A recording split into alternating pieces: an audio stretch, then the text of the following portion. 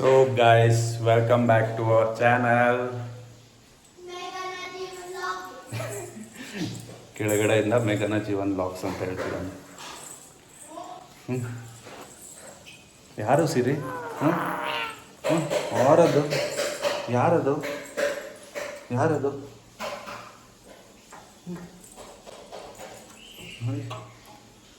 ಹಿಂಗಾಡ್ತಿದೆ ಕೃಷ್ಣ ಅಂತ. ಎಷ್ಟೋ ದಿನದಿಂದ ಪರಿಚಯ ಇರೋರ ಥರ ಮಾತಾಡ್ತಿದ್ದಾಳೆ, ಆಟ ಆಡ್ತಿದ್ದಾಳೆ. ಈ ಕಡೆ ಕರ್ಕೊಬಂದ್ರು ಆ ಕಡೆ ತಿರ್ಗೋದು ಅಲ್ಲಿ. ಯಾರದು ಸಿರಿ? ಯಾರದು?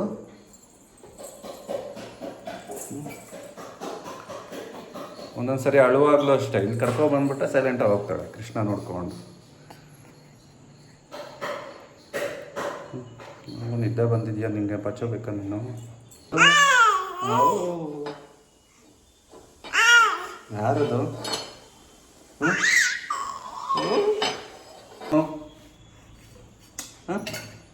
ಸರಿ,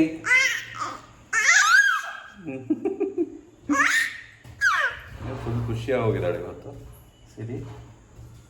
ಮುದ್ದು ಬಂದರೆ ಇದು ಯಾರದು? ಯಾರ ಮಮ್ಮಿ ಹತ್ರ? ಏನದು? ಹೂವು. ಹೂವು ಹೂವು ಹೂವು ಬಾಯಿ ಇಟ್ಕೋಬಾರ್ದು. No no no no no no no no. ನೋಡು ಯಾರದು ಸರಿ? ಯಾರದು? ಯಾರದು? ಅಯ್ಯೋ ಅಯ್ಯೋ ಅಯ್ಯೋ ಅಯ್ಯೋ ಅಯ್ಯೋ, ಏನು ಎಕ್ಸಾಕ್ಟ್ ಯಾರದು ಸರಿ?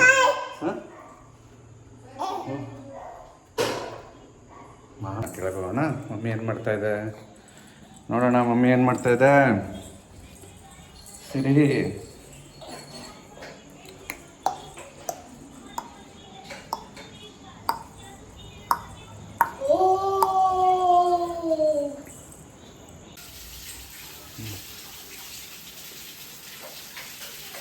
Full cleaning. ಏನಿವತ್ತು ಸಡನ್ನಾಗಿ ಎಲ್ಲ ತೊಳಿತಾ ಇದೆಯಾ ದೇವಸಾಮಾನೆಲ್ಲ?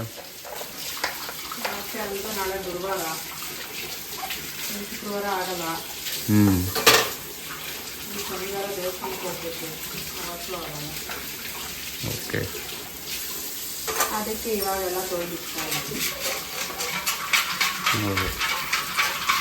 ಇವಾಗ ತೊಳೆದಿಸ್ಬಿಟ್ರೆ ಆರಾಮಾಗಿ ಪೂಜೆ ಎಲ್ಲ ಮುಗಿಸ್ತೀವಿ. ಬೆಳಗ್ಗೆಗೆಲ್ಲ ನೀಟಾಗಿ ಆರಾಮಾಗಿ ಪೂಜೆ ಮಾಡ್ಬೋದು ಅಂತನಾ? ಇಲ್ಲ, ಇವಾಗಲೇ ಆದ್ರೆ ಮಾಡ್ತೀನಿ. ಯಾರದು? ಕೃಷ್ಣ ಹತ್ರ ಎತ್ಕೊಂಡೋದ್ರೆ ಏನು ತಪ್ಕೊಳ್ಳೋದು, ಕೃಷ್ಣನ ಎಳೆಯೋದು, ಹಿಡ್ಕೊಳ್ಳೋದು, ಮುಖ ಮುಟ್ಟೋದು, ಕೊಳಲು ಮುಟ್ಟೋದು. ಹಾಂ, ಅಲ್ಲ ಆಟ ಆಡೋದಂಗೆ. ಆವಾಗಲೇ ಅಳ್ತಿದ್ಲು, ಎತ್ಕೊಂಡೋದೆ ಕೃಷ್ಣ ಹತ್ರ. ಏನು ಆಟ ಆಡ್ತಾ ಇದೆ?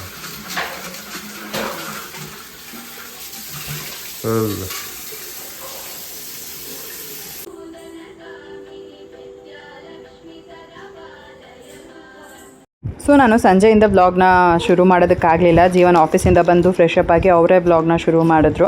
ಇನ್ನು ನಾನು ದೇವ್ರ ಸಾಮಾನೆಲ್ಲ ತೊಳೆದು ದೇವ್ರ ಮನೆಯೆಲ್ಲ ಕ್ಲೀನ್ ಮಾಡ್ಕೊಂಬಿಡೋಣ. ನಾಳೆ ಹೇಗಿದ್ರು ಗುರುವಾರ, ಅದಾದಮೇಲೆ ಶುಕ್ರವಾರ ಶನಿವಾರ ನಾನು ದೇವ್ರ ಸಾಮಾನೆಲ್ಲ ತೊಳೆದು ಆಮೇಲೆ ದೇವಸ್ಥಾನಕ್ಕೆ ಹೋಗೋದಕ್ಕೆ ಆಗೋದಿಲ್ಲ. ಸೊ ಹಾಗಾಗಿ ಇವತ್ತೇ ಎಲ್ಲ ದೇವ್ರ ಮನೆ ಕ್ಲೀನ್ ಮಾಡಿಬಿಟ್ರೆ ಇನ್ನು 3 ದಿನ ನನಗೆ ಪೂಜೆಗೂ ಕೂಡ ಆರಾಮಾಗಿ ಸಿಗುತ್ತೆ ಅಂತ ಅಂದ್ಬಿಟ್ಟು ಸಂಜೆ ಮೇಲೆ ಕೆಲಸನ ಶುರು ಮಾಡಿಕೊಂಡೆ. ಇನ್ನು ದೀಪ್ ಅವರು ಕೂಡ ಇದ್ದರು ಸಂಜೆವರೆಗೂ. ಆಮೇಲೆ ಅವರು ಕೂಡ 7 o'clock ಹಂಗೆ ಮನೆಗೆ ಹೊರಟರು. ಇನ್ನು ಜೀವನ್ ಇದ್ರಲ್ಲ, ಅವರು ಪಾಪುನ ನೋಡ್ಕೊತಾ ಇದ್ರು. ಇನ್ನು ನಾನು ದೇವ್ರ ಸಾಮಾನೆಲ್ಲ ತೊಳೆದು ಬೇಗ ದೇವ್ರ ಮನೆಯೆಲ್ಲ ಕ್ಲೀನ್ ಮಾಡಿಕೊಂಡು ದೇವ್ರ ಪೂಜೆಗೆಲ್ಲ ರೆಡಿ ಮಾಡ್ಕೊಳ್ತಾ ಇದ್ದೀನಿ. ಹೇಗಿದ್ದರೂ ದೇವ್ರ ಸಾಮಾನೆಲ್ಲ ತೊಳೆದ್ಮೇಲೆ ಅದನ್ನು ಹಾಗೆ ಇಡಬಾರ್ದು ಅಂತಲೂ ಕೂಡ ಹೇಳ್ತಾರೆ. ಹಾಗಾಗಿ ಅರ್ಶಿನ ಕುಂಕುಮ ಎಲ್ಲ ಇಟ್ಟು ಆಮೇಲೆ ದೇವ್ರ ಪೂಜೆ ಮಾಡಿಬಿಡೋಣ, ಸುಮ್ಮನೆ ನಾಳೆವರೆಗೂ ಯಾಕೆ ಕಾಯೋದು ಅಂತ, ಲೇಟ್ ಆದರೂ ಪರವಾಗಿಲ್ಲ ಅಂತ ಪೂಜೆಗೆಲ್ಲ ರೆಡಿ ಮಾಡ್ಕೊತಾ ಇದ್ದೀನಿ.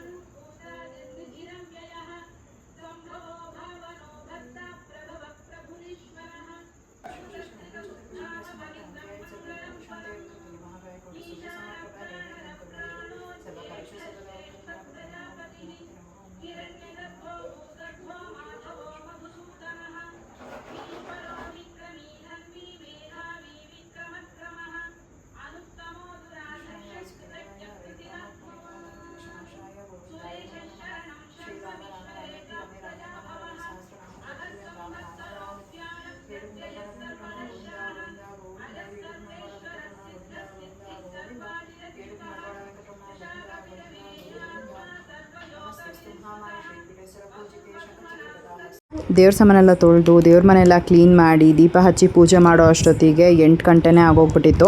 ಏನಂದರೆ ನಾಳೆನೇ ಪೂಜೆ ಮಾಡ್ಕೊಬೋದಾಗಿತ್ತು, ಬಟ್ ಕೆಲವರು ಹೇಳ್ತಾರೆ ಹಾಗಂತ, ಅಂದರೆ ದೇವ್ರ ಸಾಮಾನು ತೊಳೆದು ಹಾಗೆ ಇಡಬಾರ್ದು, ಅದೆಲ್ಲ ನೀಟಾಗಿ ಜೋಡಿಸಿ ಪೂಜೆ ಮಾಡಿದ್ರೇ ಒಳ್ಳೆಯದು ಅಂತ. ಸೊ ಹಾಗಾಗಿ ಅದನ್ನು ಕೂಡ ಮಾಡಿದ್ದಾಯಿತು.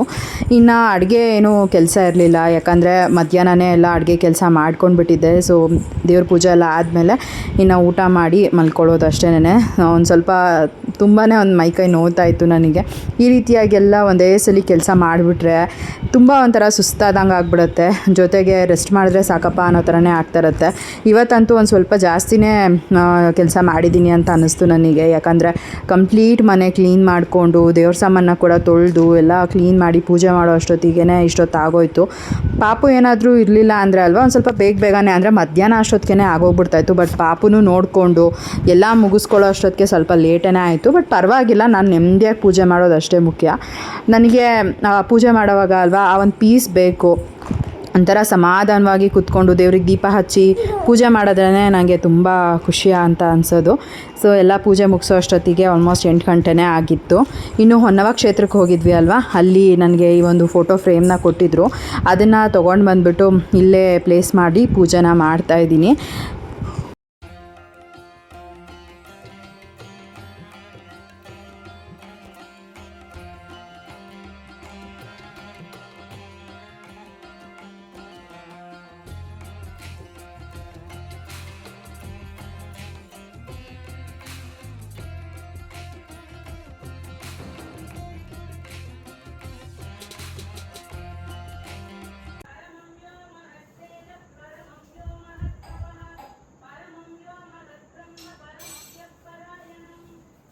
So hi friends, good morning. ಬೆಳಗ್ಗೆಯಿಂದ ಮತ್ತೆ ಬ್ಲಾಗ್ನ ಕಂಟಿನ್ಯೂ ಮಾಡ್ತಾಯಿದ್ದೀನಿ. ಇವಾಗ ಜಸ್ಟು ಪೂಜೆ ಎಲ್ಲ ಆಯಿತು. ಬೆಳಗ್ಗೆ ಪೂಜೆ ಮಾಡಿಬಿಟ್ರೆ ಒಂಥರ ನೆಮ್ಮದಿ ಅಂತಲೇ ಹೇಳ್ಬೋದು. ತುಂಬ ದಿನ ಆದಮೇಲೆ ಇಷ್ಟು ಬೆಳಗ್ಗೆ ನಾನು ಪೂಜೆ ಮಾಡ್ತಾ ಇರೋದು.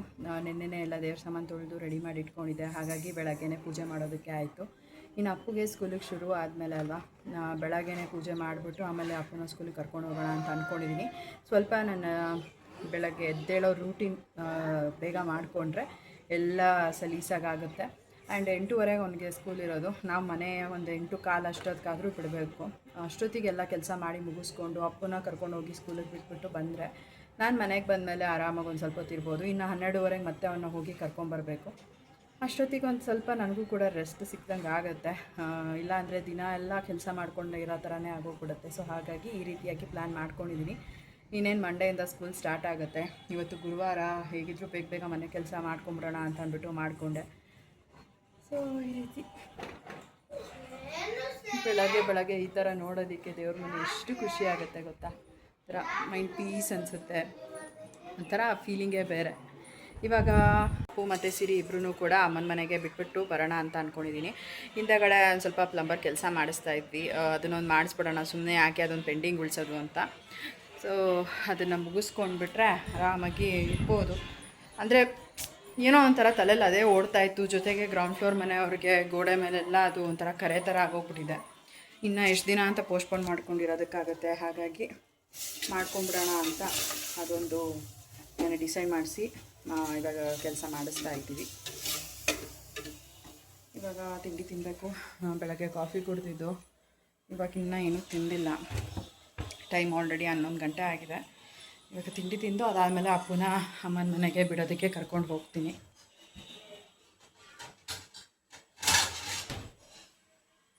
ನನ್ನ ಮಗನಿಗೆ ಒಂದು ಸ್ವಲ್ಪ ಈ ಬೆಳಗ್ಗೆ ತಿಂಡಿಗಳು, ದೋಸೆ ಈ ಥರ ಇದ್ದರೆ ಚೆನ್ನಾಗಿ ಹೋಗುತ್ತೆ. ರೈಸ್ ಐಟಮ್ ಏನಾದರೂ ಮಾಡಿಬಿಟ್ರೆ ಅಲ್ವಾ ಅವನಿಗೆ ಇಷ್ಟನೇ ಆಗೋಲ್ಲ. ಅದು ಮಮ್ಮಿ ಅಂತಲೇ ಇರ್ತಾನೆ. ಅವನಿಗೆ ಮತ್ತು ಇಟ್ಕೊಂಡು ಯೋಚನೆ ಮಾಡೋದು, ತಿನ್ನಲ ಬೇಡವಾ ಅಂತ. ಹಾಗಾಗಿ ಇವಾಗ ಅವನಿಗೆ ನಾನೇ ತಿಂಡಿ ತಿನ್ನಿಸ್ಬಿಟ್ಟು ಕರ್ಕೊಂಡು ಹೋಗ್ತೀನಿ. ಬನ್ನಿ ಹೋಗುವ. ಸೊ ಇವಾಗ ಪಪ್ಪ ಮನೆಗೆ ಬಂದೆ. ಅಳಸನ್ನೆಲ್ಲ ಬಿಡಿಸಿಟ್ಟಿದ್ರು ಪಪ್ಪ, ಹಾಗಾಗಿ ಇವಾಗ ಚಪ್ ಮಾಡೋಣ ಅಂತ ಅಂದ್ಬಿಟ್ಟು ಎಲ್ಲ ನಾನು ಈ ಥರ ಬಿಡಿಸ್ತಾ ಇದ್ದೀನಿ ಹಂಗೆ ಕೈಯಲ್ಲಿ.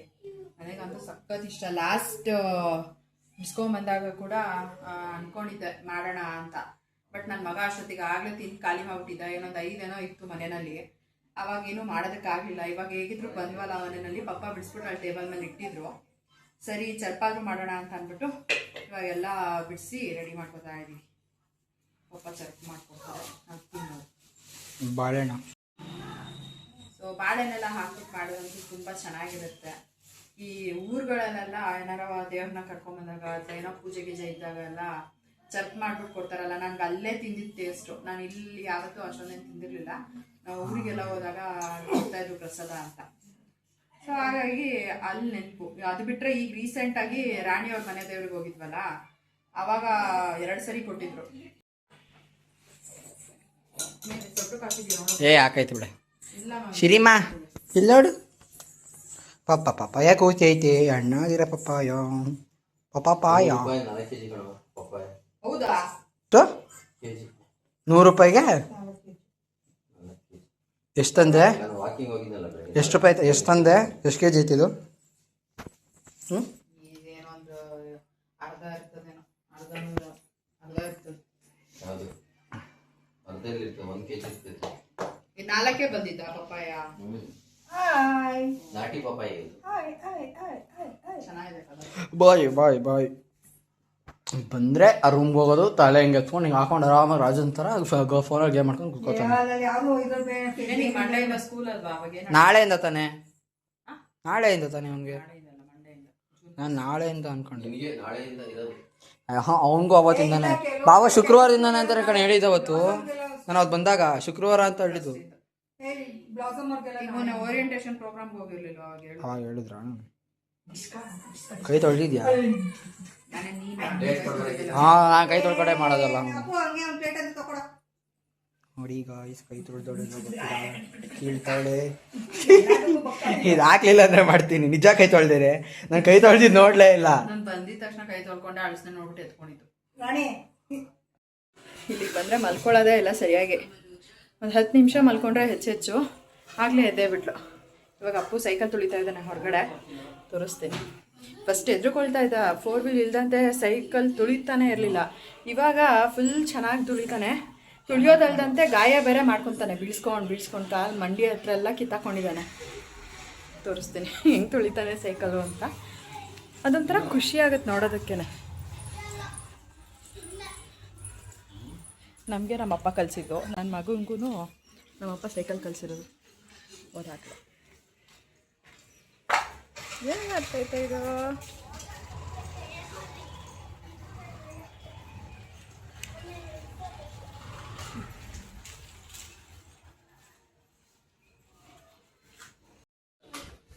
ನಿಧಾನಕ್ಕೆ ಹೋಗಿ ನಿಧಾನಕ್ಕೆ ಬಾ.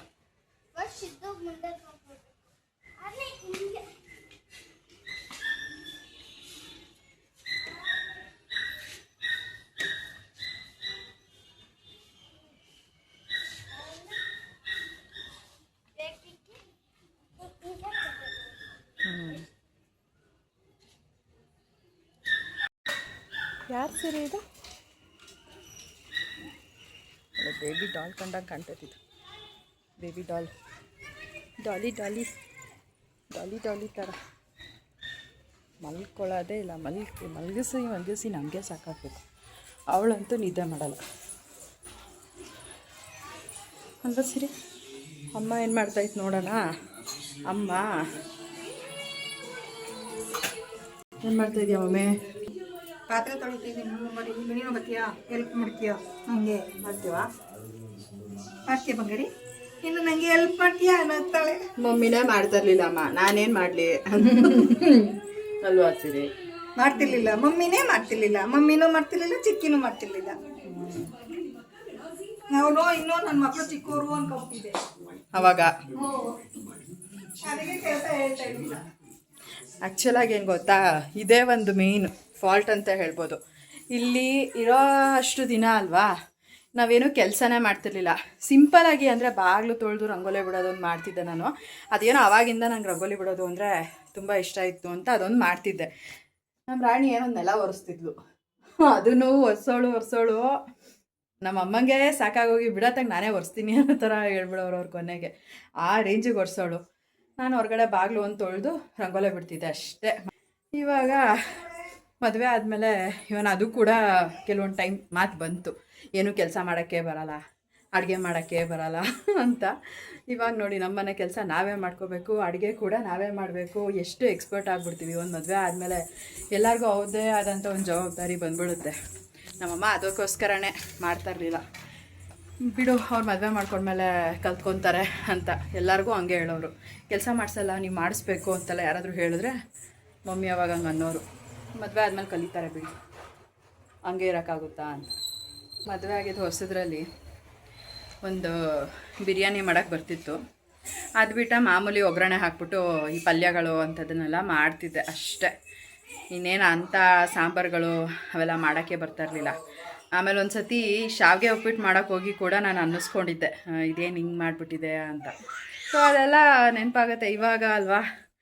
ಎಕ್ಸ್ಪರ್ಟ್ ಆಗಿಬಿಟ್ಟಿದ್ದೀನಿ ಅಡುಗೆ ಮಾಡೋದ್ರಲ್ಲಿ, ಎಷ್ಟು ಚೆನ್ನಾಗಿ ಮಾಡ್ತೀನಿ ಅನ್ನೋದು. ಅಂದರೆ ಜಾಸ್ತಿ ಕ್ವಾಂಟಿಟಿನಲ್ಲೆಲ್ಲ ನನಗೆ ಮಾಡೋಕ್ಕೆ ಬರೋಲ್ಲ. ಈಗಲೂ ಅದೊಂಥರ ನನಗೆ ಭಯ, ಉಪ್ಪು ಜಾಸ್ತಿ ಆಗಿಬಿಡುತ್ತೆ ಆ ಥರ. ಬಟ್ ಕಲಿತೀನಿ ಹೋಗ್ತಾ ಹೋಗ್ತಾ ಹೋಗ್ತಾ, ಇನ್ನೂ ಟೈಮ್ ಇದೆ.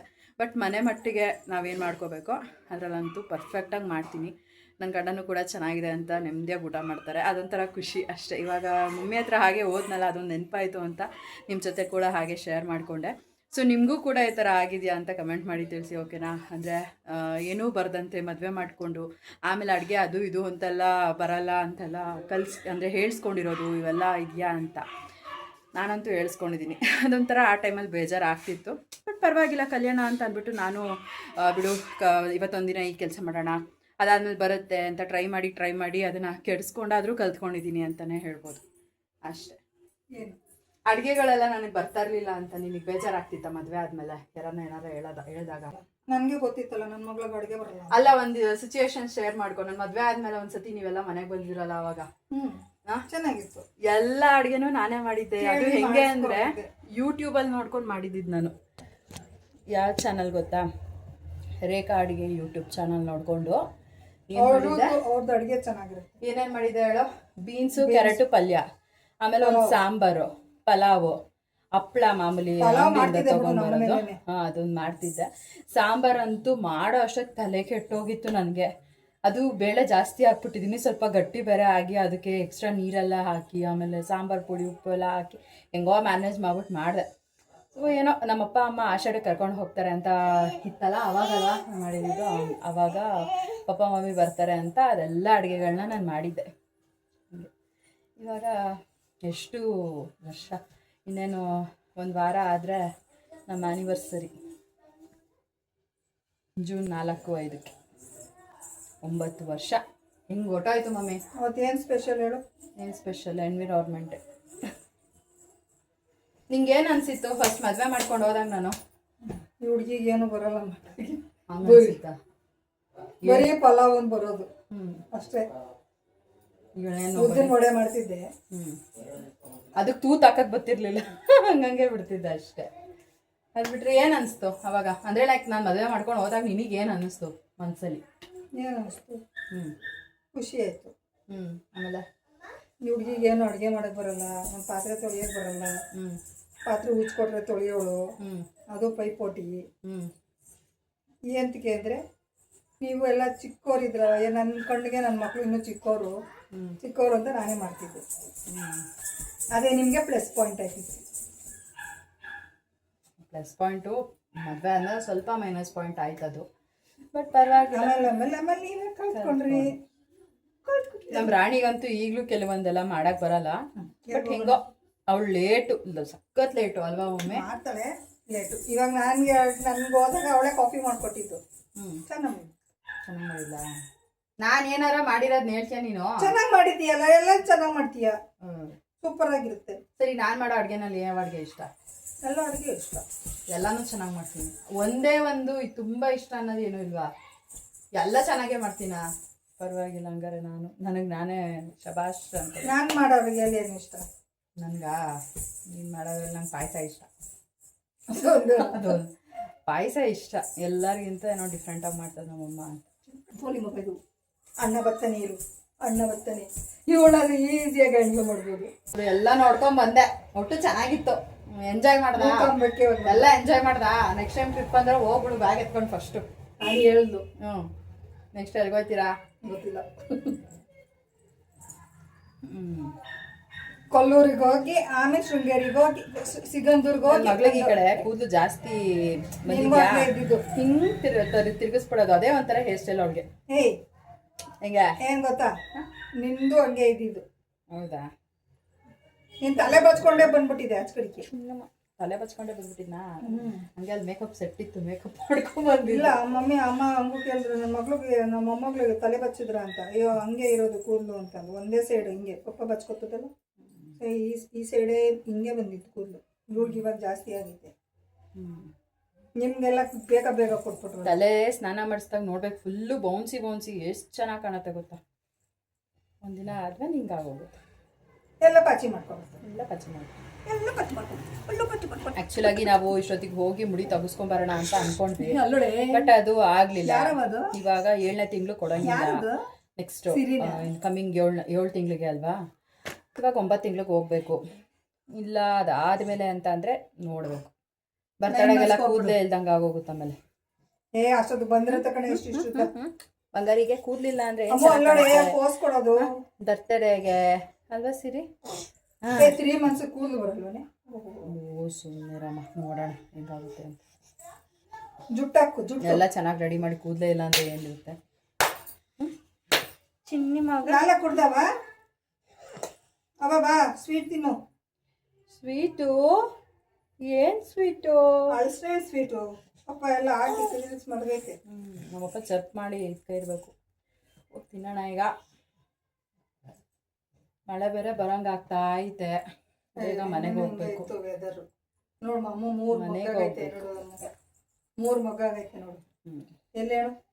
ಓಯ್ 3 ಮಗ ಆಗೈತೆ. ಗೊತ್ತು, ನೋಡ್ದೆ ಅವಾಗಲೇ. ಒಂದೇ ಸಲ 2 3 ಪಾಪ ನೋಡ್ಕೊಂಡೇ ಇಲ್ವಂತೆ. ಬರೇ ಬಂದರಿ, ನಾನು ಪಾತ್ರೆ ಅಡುಗೆ ಮನೆ ಒರೆಸ್ಬಿಟ್ಟು ಬರ್ತೀನಿ. ಮಗುರಿ ಚುಚ್ಚಿ ಮಾಡ್ಕೊಂಡು ಹೇಳ್ತಾ ಇದೀಯ.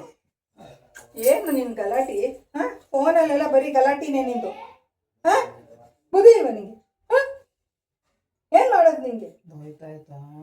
ಬುದ್ಧಿನೇ ಇಲ್ಲ. ನಾನು ಅವಾಗ ಅಂತಿದ್ದೆ ಲೆಕ್ಕ ಮಾಡ್ತಾನೆ ಗೊತ್ತಾ, ಹಂಗ ನೋಡಲ್ಲ. ಸಾಕು ಬೈಬೇಡಿ ಅಂತ ಹಿಂಗೆ ಅಂದ್ಬಿಟ್ಟು ಕೈ ಎಳೆದ್ಬಿಟ್ಟು ಬಂಗೋಡ ನಂದು. ಇವಳು ಇನ್ನೊಂದು ಸ್ವಲ್ಪ ಬುದ್ಧಿ ಬರಲಿ, ಇಲ್ಲಡಿಲಿ ಕೈ ಎಳ್ಕೊಬಿಟ್ಟು ಕೊಟ್ಬಿಡೋದು. ಅಣ್ಣ ಇಲ್ಲವಾ? ಮಕ್ಳಿಗೆ ಏಜಿಗೆ ಬಂದಾಗಲ್ವ ಎಷ್ಟು ಮುದ್ದು ಮಾಡಕ್ಕೆಲ್ಲ ಖುಷಿ ಆಗ್ತಾ ಇರುತ್ತೆ. ಅವ್ರ ಜೊತೆ ಆಟ ಆಡಕ್ ಖುಷಿ, ಏನೋ ಮಕ್ಳು ಇರ್ಬೇಕು ಅಂತ ಹಿಂಗೆ ಹಿಂಗೆ ಹೊಡಿಬೇಕು, ಹಿಂಗೆ ಹೊಡಿಬೇಕು, ಡಿಸ್ಕೊಂಡು ಹೊಡಿಬೇಕು. ಡಿಸ್ಕು ಅವ ಏಟ್ ಬೀಳ್ತದೆ, ಏಟ್ ಬೀಳಲ್ಲ.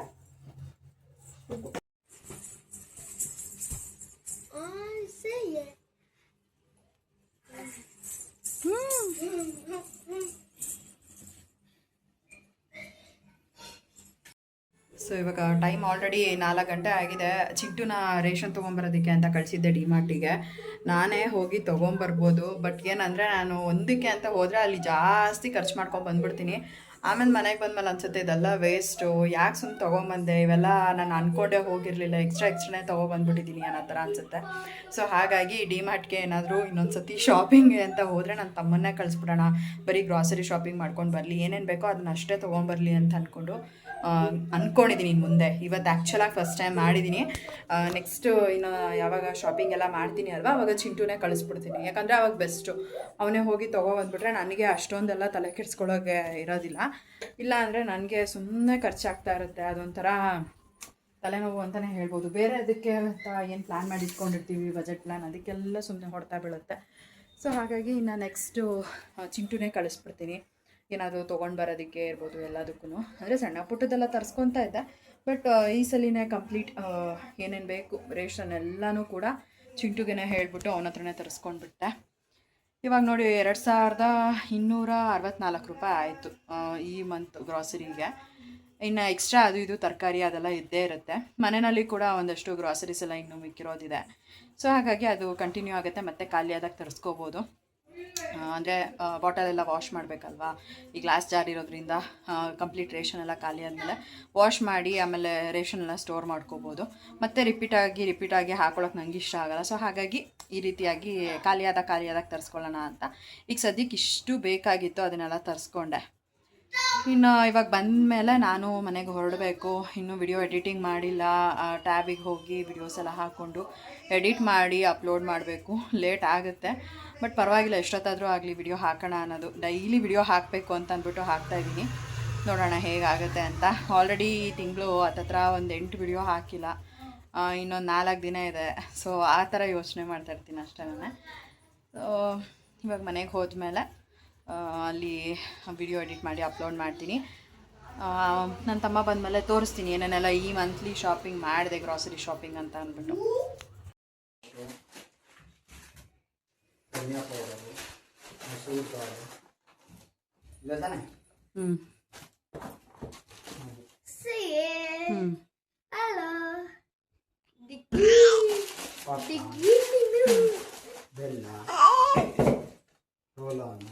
ಸಾಕು ಬಿದ್ದು ಸುಂದರಡೇನಪ್ಪ.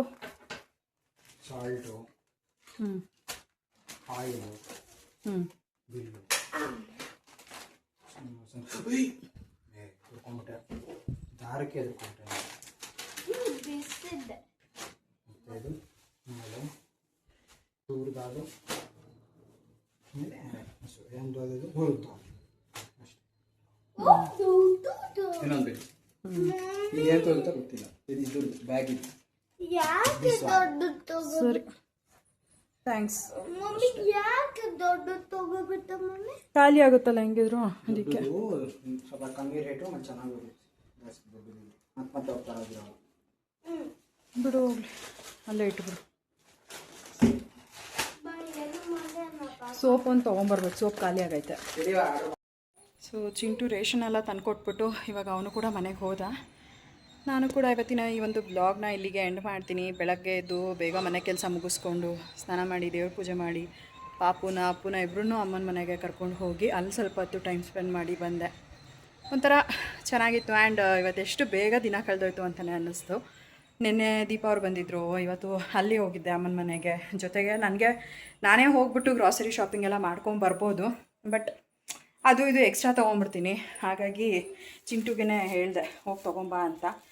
ಇವಾಗ ಬಜೆಟಲ್ಲೇ ಗ್ರಾಸರೀಸ್ ಎಲ್ಲ ಬಂತು. ನಾನೇ ಹೋಗಿದ್ದಿದ್ರೆ ಅಲ್ವಾ, ಸುಮ್ಮನೆ ಎಕ್ಸ್ಟ್ರಾ ಅಂತ ತೊಗೊಂಬಂದ್ಬಿಡ್ತಾಯಿದ್ದೆ. ಇದೆ ಈ ಒಂದು ಮೇಯ್ನ್ ರೀಸನ್. ಇನ್ಮೇಲಿಂದ ಚಿಂಟುನೇ ಕಳಿಸ್ಬಿಡ್ತೀನಿ ಗ್ರಾಸರೀಸ್ ಎಲ್ಲ ತೊಗೊಂಬರೋದಕ್ಕೆ. ಒಂದಷ್ಟು ಮಿಸ್ ಆಗಿದೆ, ಪರವಾಗಿಲ್ಲ, ಅದನ್ನೆಲ್ಲ ಲೇಟರ್ ಆನ್ ತರಿಸ್ಕೊಳ್ಬೋದು, ಏನು ತೊಂದರೆ ಇಲ್ಲ.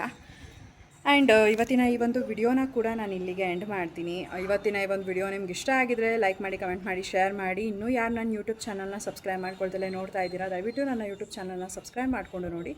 ಸಿಗೋಣ ಮುಂದಿನ ವಿಡಿಯೋನಲ್ಲಿ. Thanks for watching, bye.